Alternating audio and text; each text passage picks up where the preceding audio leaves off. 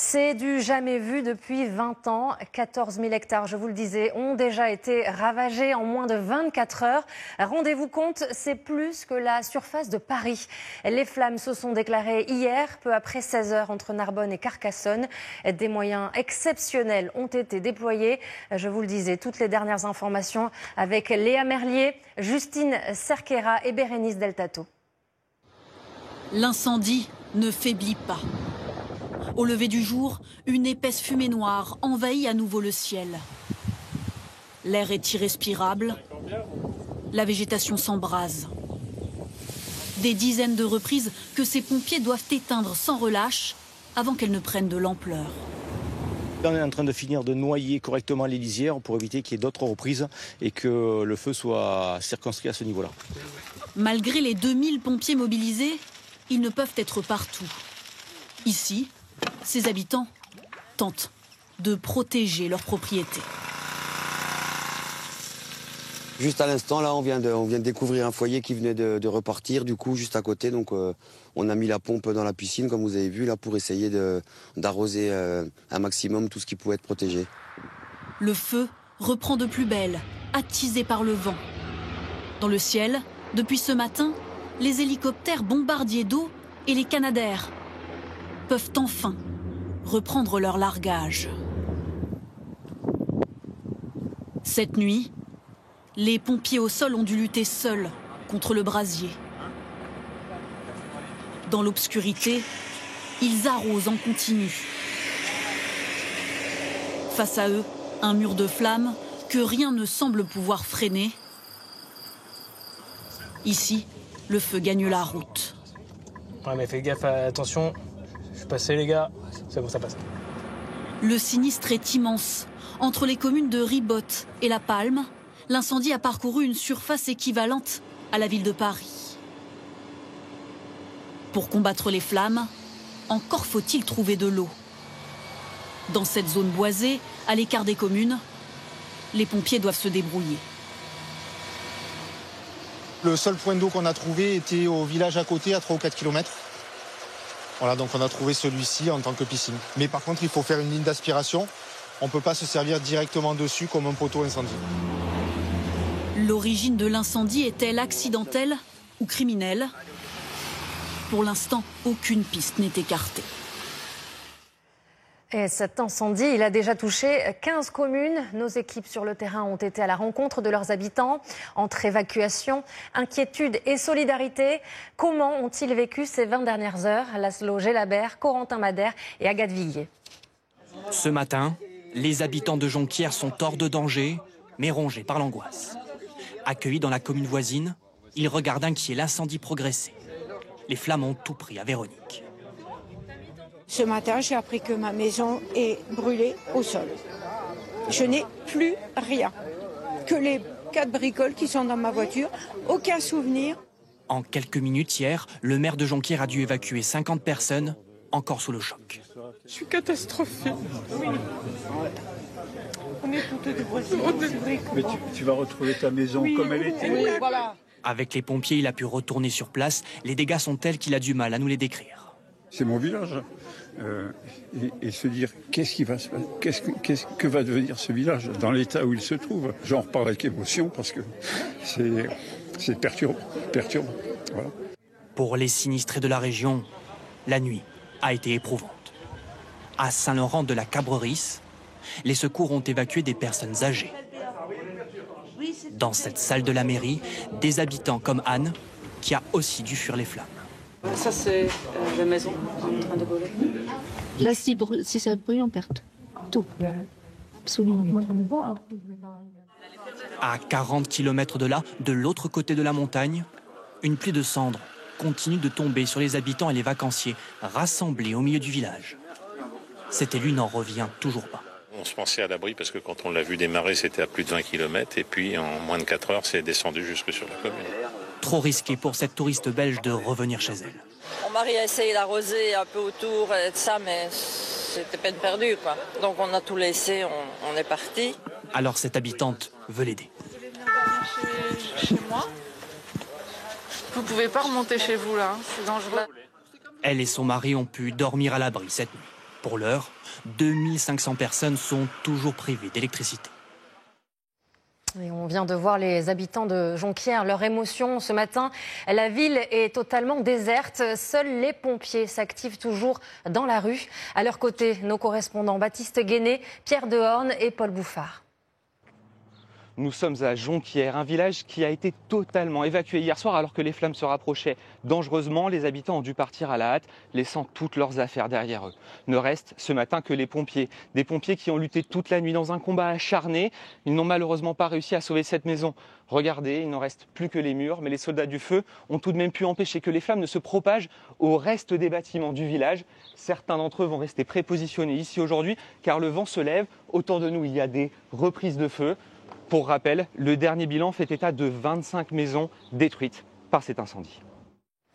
Ce bilan, il est déjà terrible. À Saint-Laurent-de-la-Cabrerie, une femme a été retrouvée morte à son domicile. 9 autres personnes ont été blessées, dont une grièvement. Dans cette commune, c'est tout un quartier qui a été réduit en cendres. Sur place, Kevin Ginlac et Mathilde Lopinski. De cette maison, il ne reste que les murs, noircis. Ce midi, les flammes sont toujours là. Des dizaines de voitures carbonisées allant jusqu'à faire fondre ce métal. Dans ce lotissement de Saint-Laurent-de-la-Cabrerie, les dégâts sont considérables. Les pompiers sont en train d'arrêter donc les petites fumées. Ici, une femme de 65 ans a perdu la vie après l'effondrement de son toit. William habite le quartier et la connaissait bien. Elle est revenue chez elle pour sauver son chien. Et après, elle s'est prendre, je pense, par les flammes, par les feux. Elle n'a pas dû voir venir le feu. Le feu il est venu trop vite, quoi. Avec le vent, les flammes n'ont mis que quelques minutes pour se propager de cette végétation à ses habitations. Juste à côté, quelques vitres fissurées chez David et un jardin totalement détruit. Là, j'avais un petit bâtiment. C'est ce qu'il en reste. Hein. Tous les jeux des enfants, enfin tout ce qu'on laisse généralement dans un jardin. 6 voitures de collection, 3 bateaux partis en fumée. C'était tout emballé, voilà, il y avait une palette entière. Pour lui, les dégâts se chiffrent à plusieurs dizaines de milliers d'euros. Dans ce quartier, nous croisons de nombreux véhicules ce matin. Ceux d'habitants du coin venus constater les dégâts. Moi je suis resté parce que je savais qu'avec les 2 tuyaux que j'avais, je pouvais éviter théoriquement. Comme Francis, lui a passé plusieurs heures à essayer d'éteindre les flammes autour de sa maison. Moi je voulais sauver ma maison, c'est tout. Et comme les pompiers étaient ailleurs... Dans la commune de Saint-Laurent-de-Cabrerie, au moins une vingtaine de maisons touchées. Ici, cette vitre n'a pas résisté aux flammes. Pour Magali, impossible de rester. Déjà, il n'y a plus d'électricité, il n'y a plus d'eau, et puis ça sent, quoi. Ça sent la fumée, donc... Le feu a touché plusieurs autres quartiers de la commune et détruit des bâtiments agricoles. Et ce feu se propage à une vitesse folle et même hors norme. Ce sont les termes des pompiers. Près de 6 km/h, rendez-vous compte. Alors pourquoi est-il si rapide? Comment le maîtriser? Ignacio Bornassin, Nicolas Bergot et Florence de Juvigny.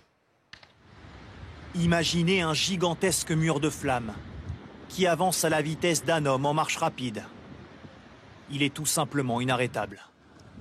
Une seule option s'offre alors aux pompiers, forcer l'incendie à emprunter une trajectoire voulue. Parti de Ribot hier soir, il parcourt actuellement 6 km chaque heure.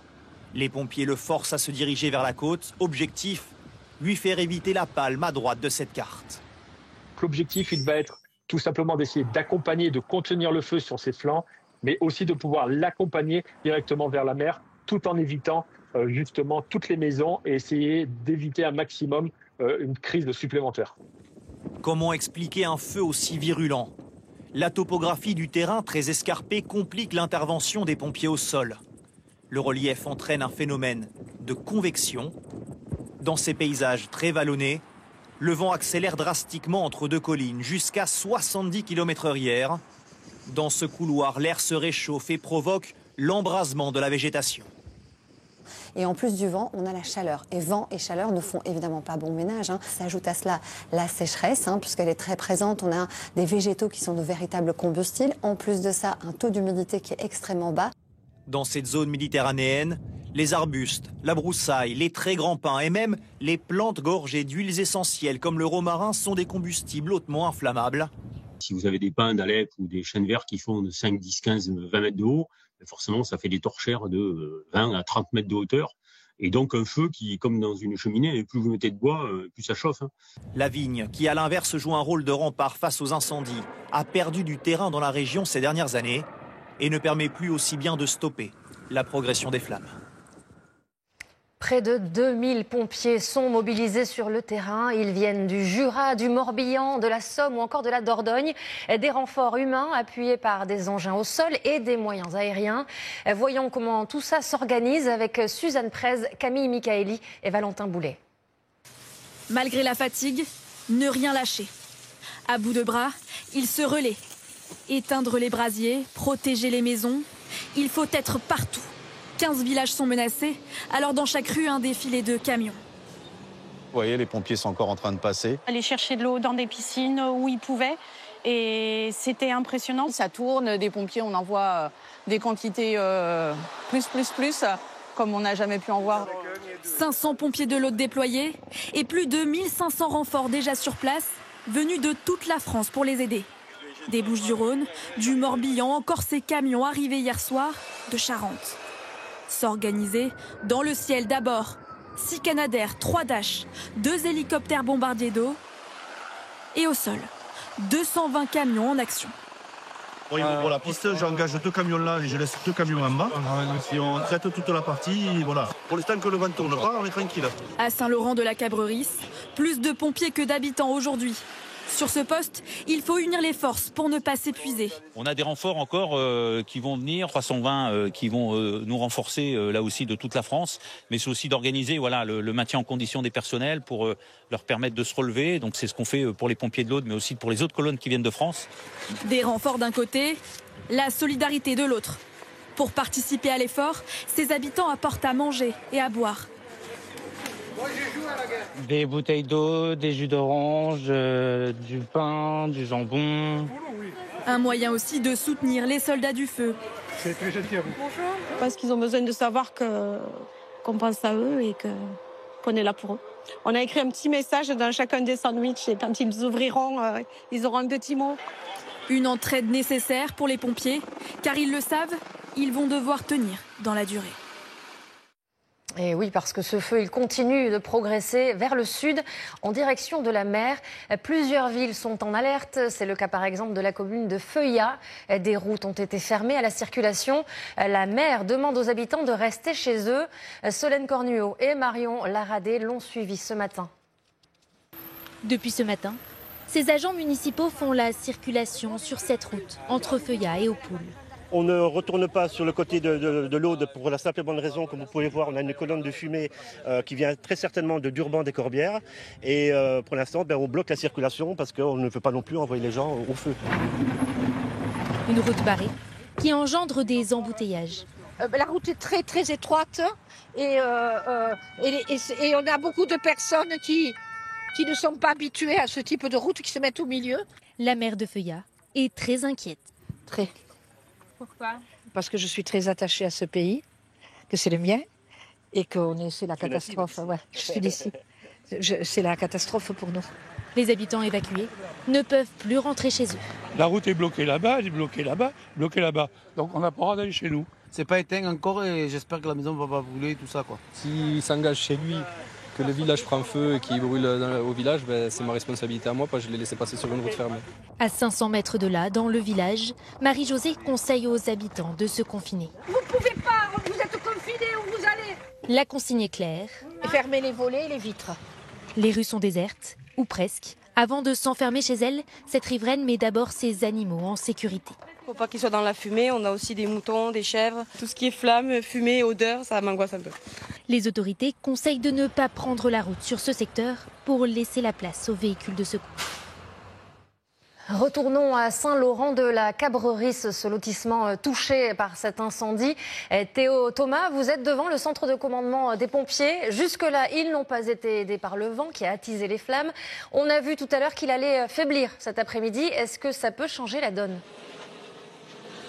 Eh bien, difficile de le dire car la prudence reste maximale car le feu se propage à une vitesse de 6 km/h par heure à cause du vent. Le vent continue de souffler. Certes, il est bien moins fort qu'hier, mais il va tourner dans l'après-midi. Les températures, elles ne vont pas aider. Elles vont continuer d'augmenter. Il devrait faire jusqu'à 32 degrés dans l'après-midi. Alors forcément, il fait très chaud. Il y a très peu d'humidité. Et le risque, c'est que ces conditions défavorables fassent repartir le feu à plusieurs endroits au même moment. De quoi compliquer l'action des pompiers. Pour tenter de maîtriser cet incendie, les pompiers peuvent compter encore aujourd'hui sur des moyens aériens très importants, notamment 6 Canadair et 4 Dash. 200 sapeurs-pompiers sont également attendus ici sur place en renfort dans la journée. Merci Théo. L'Hérault, le département voisin, a également été touché cette nuit. Un incendie s'est déclaré à Montagnac, au sud-ouest de Montpellier. Mais le feu est désormais fixé. 20 hectares ont brûlé et près de 350 personnes ont dû être évacuées des campings. L'Hérault qui, comme l'Aude d'ailleurs, font toujours partie des 6 départements placés en alerte orange au feu de forêt aujourd'hui. Vous le voyez sur cette carte, tout le pourtour méditerranéen est concerné, des Pyrénées-Orientales jusqu'au Var. Les prochaines heures seront donc cruciales pour les pompiers et les habitants sur place. Pour suivre l'évolution de cet incendie en temps réel, n'hésitez pas à vous rendre sur notre plateforme TF1 Info.